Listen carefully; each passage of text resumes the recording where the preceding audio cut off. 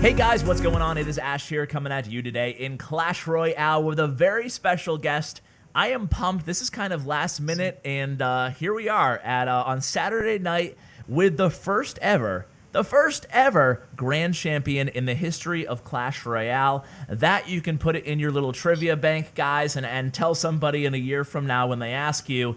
It is none other than Vikthor, aka Trainer Diputs, aka George. George, how you doing, man? Hey, how's it going, Ash? That was quite an intro, dude. I'm pretty psyched. Right now, you are 2 in the world, but a couple hours ago, you sent out the tweet. It was official. You were the very first in the world Grand Champion. How does it feel, man? How does it feel to be on top? Oh, it finally feels good to be on top after tilting so much and just testing so many new things. It's really good to finally find something like solid. Yeah, well, that we're going to talk about the deck that got you here. You can see on the screen right now, and the interesting story of how you picked up this deck. But before that, I have so many questions for you because I've been meaning to get you on the channel for a long time now. We kind of touched base, played a little phone tag for a while, maybe a few months ago. But now that you're here, I'm overwhelmed because you know this is really cool. You also beat the trophy record set by Adam. Is that correct? Yeah, and no one's beat that for I think 6 or 7 months. Yeah, it's been quite a while. Adam definitely one of the best players in the world as well. So you must be feeling pretty proud. And as you said, or maybe as you didn't say, or as I am about to say, is that you have kind of a reputation as being one of the most tilty players amongst the top players in the game. You tilt a lot. So tell us about how you overcame your raging over losses and you made it as far as you did. Well, tilting is honestly just the worst thing ever. Like, there's nothing more aggravating than just constantly losing. And one of the worst things you can do is keep switching decks. Okay. One of the most important things is just finding something you're comfortable with, and hard counters happen. So you just need to just stick with one thing, and so like if you start losing a lot, just take a break, just take a breather. Yeah, take a breather because I mean, if you're anything like me too, like I don't tilt necessarily. Well, I do, but I don't rage. Do you rage? Yeah. Okay. Are there any injuries, or any broken phones that we should know about? Maybe one phone. Oh no! Oh no! Well, I'm sure some people out there in the audience can relate. This can be a rage-inducing game, for sure.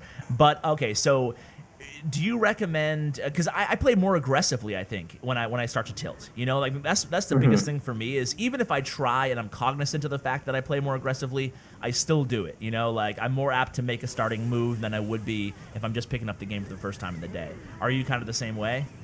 Yeah, definitely. Because when you're angry, you just Yeah. Like you just want to do anything, and definitely you just got to calm yourself down and just slow down the game. Yeah, for sure. So we are going to talk about this deck in particular, but before we do so, because it's your first time on the channel, tell us a little bit about your history in Clash Royale. When did you realize you were good? Do you play on a tablet or a phone? And do you drag or tap? Those are my corny questions that I like to ask first-time pros. Well, I started this game the day it came out because I actually wasn't going to download the game because I just thought, oh, another Supercell game. Like, Yeah. Everybody thought that at first. Yeah, and then one of my friends was like, the day it came out, he said, you gotta download this. It's so fun. And then, like I would say like a couple weeks into the game, I found myself like really high on ladder as like a level 6 with Expo. Whoa! All right, cool. Yeah, and then Back in the good old days. Yeah, and I joined Legendary Rivals, which is now Synergy. Okay. And pretty much once I started there, I just met more people and just kept growing as a player. Okay, and what device do you play on usually? I play on an iPhone 6s Plus. Oh, okay, so a phone. I play on my phone as well, and I can't stand playing on tablet. Are you kind of the same way? Yeah, I've tried tablet a couple times, and I can't do it because my reflexes are just a lot slower. Yeah, mine too. I think it's the age. I don't know. That's my excuse anyway. But do you find interesting question that I've actually never asked anybody before. But do you think that on these live tournaments, if you were ever to take place in one, do you think you'd feel like you were at a disadvantage because you'd have to play on their device, which is usually an Android tablet? Definitely, because I feel a lot more comfortable being able to hold it in just two hands and just have it right in front of me than having to just like tap on a big screen and just because it's just gonna be a lot slower for me, I Yeah. think. Yeah, I agree with you. I agree 100%. It's interesting. Maybe in the future they'll let people play their own device. I don't know. So we just watched the battle that you had against Clash Bash where he kind of BM'd you. I always find it weird when they BM you when they lose, but that was a good win. Tell us a little bit about the deck, how you picked it up, and basically what you're trying to do. It's an interesting deck, Tornado and Graveyard. I first found it when I was first trying to push up to Champions Arena, the Champions League, and every single time I was one win off 3 different times, and the same person played me with this deck and beat me every single time when I was one win off, and that would send me on tilt every time. So then eventually, I after losing like 300 trophies from losing to this deck, one off, I caved, and I used Graveyard for the first time. I've never played Graveyard at a competitive standpoint until 2 days ago, and Wow. yeah, So you're a fast learner, I guess. you could say that. Well, do you feel like I'm gonna ask you to weigh in now on the hot topic? I put a video out with Ahsoka a couple days ago, and it got a lot. It was very controversial, all about like the RNG, the random number generator factor, the luck factor, but the random factor that goes into Graveyard. How do you feel about that? Do you like the card now that you know? I think that having a level 5 on ladder really makes a big difference. Because just the simple fact that if it's not level 5, you can just drop skeletons to counter it if they don't have another spell there. And I think the random factor can really weigh in because sometimes you can misplay it a tile and play it 1 up, and you could have the skeleton possibly spawn in like the couple of spots that'll go to the king tower, or which happened to me. I got lucky and it didn't go there. Yeah, true. And yeah, just stuff like that. And also because if they log or play a Valkyrie or something, or like another card like that, you could have skeleton spawn on the opposite side. So having it be completely random, I obviously like the card and have fun pushing with it, but I think that there should be a little bit of like knowing where things are going to happen instead of just completely random. Yeah, cool. I threw out the idea, not to rehash this whole conversation, but quickly, I threw out the idea that in Clash of Clans, the lightning spell, you can predict where the bolts are going to go. But someone actually corrected me, and it's actually a good point. But you can predict that that the lightning bolt will appear in one of maybe 3 different variations. So there is some randomness, but there's only 3 different spawns it can take, if that makes sense, you know? Yeah, I definitely think it would be a good idea for it to you at least have like some chance of knowing. Yeah, exactly. Yeah. There's still some variability there. I think Graveyard wouldn't be the card that it is if it didn't have some randomness to it, because you couldn't just have it like be a set thing. But yeah, like you said with the lightning spell from Clash of Clans, having like knowing a little bit would help. Okay, well, I'm turning on your second replay here now, and we're going to get into a live match as well, and we're also going to you're going to give us a play-by-play of a replay against the Mayor after this one. But why don't you just give us a brief rundown of the deck? How are we going to use this deck? And also, obviously, having Max Graveyard helps on ladder. Is this a viable tournament deck? It seems like it would be. Yeah, I actually used it in the Clash Wars League today and had a win with it. Nice. Because the deck, it's a really good deck for just controlling the game. Because that's the playstyle I like to have. I like to just be able to control the game. It controls what happens, and it's really good against Hog Giant, any form of bait decks like the log bait and the hog log bait, which is Vincent a lot. Yeah, exactly. And then the giant triple or double minions deck. That another deck. It stops all of the popular decks at the moment, which is really nice. Okay, so what are you trying to do? So are you starting out these matches, especially like in single elixir time, the first 2 minutes? Are you starting out pretty passively and reacting to your opponent, or is there ever when's your first graveyard push, and is it on a counter push, or is it on a just are you going to be aggressive? I generally will always do it off a counter push unless I see that the person, because I usually spend the first minute to 2 learning their deck and just defending, just learning what they have, so I know what I'll need to prepare for when I use my graveyard. And then if I see that someone uses maybe like their only graveyard counter, like their only troop that can counter it, then I'll go in. But generally, I wait for counter pushes and wait for them to make a mistake until I Okay. make my move. So first 2 minutes of the match, you're trying to learn their deck. You're just trying to play good defense, and then wait for the opportunity to do your first graveyard. Ideally, when you know what they're going to counter it with, but at least when you're at the very least when you're on a counter push where you know you have the elixir advantage. Yeah, exactly. And one good thing about being towards the top is there's not too big of a wide variety of people that you can play, and generally people run similar decks. So from seeing 2 to 3 cards, I can generally know what someone's running.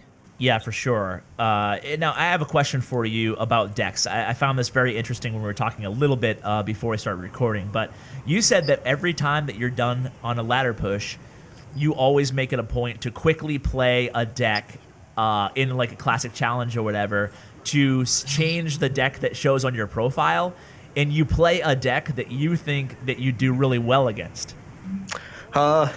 Yeah, because Sorry to throw your your big tip under the bus there, but I found that really interesting. yeah, I mainly do that because my goal is that if I generally always put on Giant Hog after I play because Yeah. my goal is that people will see me towards the top and say, people on tilt, and they'll see that deck and say, oh, I guess if he can use it, I can use it. And then they Wow. use that, and then That's dirty, man. That's dirty because I'm one of those clowns who looks at what the top players are playing, especially ones that I've had on my channel now. So I'm never going to look at you because I'm going to have to message you instead and then I copy the deck and I'm like, I suck at this or whatever, you know? But that's interesting. And I saw that I think you had like a total troll all legendary deck there for a while as well. yeah, I used to put that on. Well, that was an obvious one, but I like the idea. I like the mental game now where you've switched to a deck that you think you do really well against. So if someone copies you who you're actually going to go up against, hey, win-win, right? Exactly. Nice. All right, well, I'm going to go ahead and click on the mayor replay here, and I'm going to pause it at the very beginning. Let me know when you're caught up, and we'll do a little play-by-play. You can kind of tell us where your head was at throughout this match. All right, well, I'm on the game, so whenever you want to start. 3, 2, 1, play. So, tell us about your starting hand and what would be an ideal starting hand with this deck. Usually I just like to play skeletons because then usually no one likes to leak elixir. So then whenever they play, I can play another card reactively. Okay. So then since he played a princess in that lane, I just play a knight in the same one because hopefully it can walk up there and kill it. Okay. And then of course the tornado. Such a great card for things like that. Do you think Tornado is one of the best cards in the game, or? It's definitely used correctly is definitely one of the best. Nice. And tell us about using it correctly. How often are you ever using it on offense, or is it primarily just a defensive card in your mind? I pretty much only use it defensively to kill pushes. With having a bowler and a baby dragon, and then you tornado everything together, can just completely stop anything.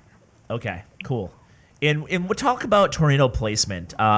It took me a while, honestly, to learn where the spot is for every card that you have to put it. Is there any tips that you have in terms of all the defensive uses that you would want to use for a tornado?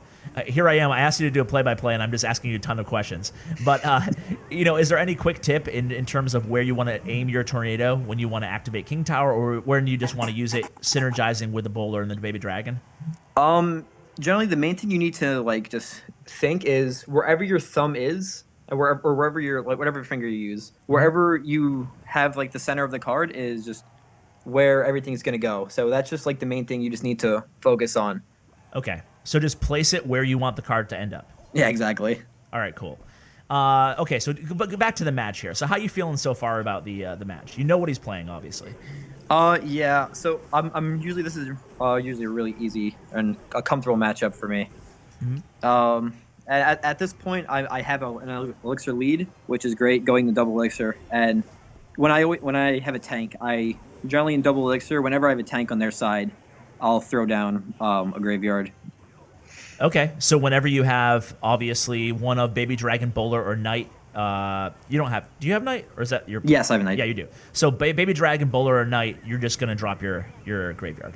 Pretty much always. Okay, and cool. once it gets a double elixir. So it's a pretty aggressive deck in double elixir. Because once you get double elixir, the whole first minute to 2 minutes is spent getting just getting an elixir lead, so that once you get to double elixir, you can just punish them. Okay. So are you okay? So here you have Bullard going down the lane, so you know it's going to be graveyard time. Mm-hmm. Yeah, and I always play it generally towards the left or towards the wall, because that's when people always play their defenses. And another thing is, with this deck, once you have your King Tower activated, you can always use skeletons for their Goblin Barrel and just play it on the front side, and it'll almost always stop it. And, nice.